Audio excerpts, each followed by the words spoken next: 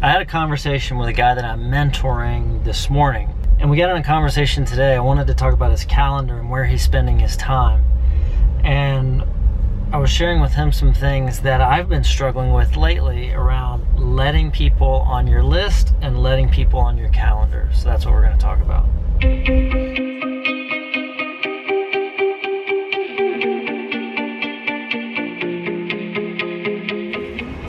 I'm a technology nut. Like I love gadgets, I love software, I love computers, I love all that stuff. And I've been using different task management programs, to-do lists on computers and cell phones and smartphones and PDAs and that kind of stuff probably the last 15 years, maybe longer.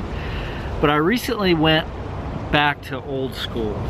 And right now, my to-do list is on this folded up piece of paper that goes in my back pocket just about everywhere I go.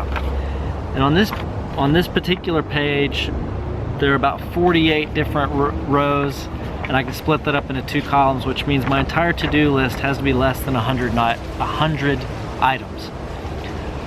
Why would I go old school? Why would I ditch the technology and go back to a piece of paper I stick in my back pocket? What I found out was that with the technology, it was super easy to get stuff onto my to-do list. And that list was the thing that I was working off of. It's what I looked to for what should I be doing.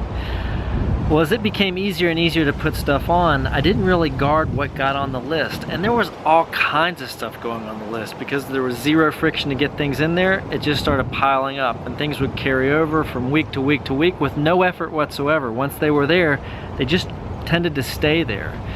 And that was creating some mental clutter. It was also creating kind of a lack of focus about what I really should be doing and what I should be spending my time on. Even if I just focused on a subset of the things that were in there, I was still conscious of this vast universe of stuff that just kept carrying over from week to week and wasn't getting any attention. So now there's a couple of things that happen with the piece of paper. Number one, I have to rewrite it every so often. It gets, I cross through things, it gets scribbled on, and we run out of space. And so I have to be cognizant that there's only 100 things competing for space on that page maximum.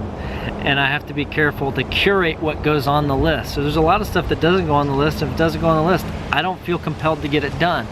That's very important. The other thing is that it's tangible. I really like stuff that I can hold, and being able to pull this list out, or actually having to pull it out every once in a while out of my pocket and stick it on my desk or my nightstand or wherever it happens to be when it's not in my pocket, it forces me to review it a lot more often, which honestly was one of the biggest things I struggled with in David Allen's Getting Things Done system. The weekly review was tough for me when it was inside of a computer, whether it was OmniFocus or to-do list or Trello or whatever we might be using. Maybe this is temporary, maybe I'm going to it for a short amount of time, but it seems to be working really well now. And I can see myself going back to some software, but this was a necessary step for me to just kind of detoxify, I guess, from a task management standpoint. But there's also the calendar. The calendar is a much tougher nut to crack because in a lot of ways, your to-do list are the things you might do, but your calendar is the things that you're absolutely going to do. And when you put stuff on the calendar, when you allow stuff on the calendar, you're pretty much giving up that time. It's gone.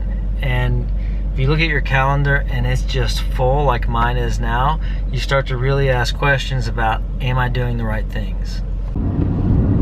If that calendar time is spent in your sweet spot and you're in your highest and best use, that's great. It means that you're probably killing it right now. And that's exactly what you should be doing. But if you look at your calendar and you're getting frustrated because it's so full, it means that you've got to get some margin. And there's really only 2 ways to get it. You can prune or you can grow. Those are really your only 2 options. Pruning, we've talked about before, it just means stopping some stuff. It might mean firing some clients, it might mean resigning from some things, but anything to get that margin back. The area that I'm struggling with, that I think I really need to go, because this just isn't stopping. It's like week after week after week of just booked up and there's no margin left. And it's time to grow. It's time to go out and hire somebody. And that's a little bit scary because there's no guarantees, and it means you're gonna get even busier for a short amount of time while you try to figure this stuff out. But all of this starts with being very intentional about what you allow into your world. Be careful about what you allow onto your to-do list. If technology makes it very, very easy to add stuff, consider going old school. If you find that your calendar is just slammed, maybe you need to be a lot more careful about who you allow in, or maybe you need to go out and get some help. I'll see you guys tomorrow.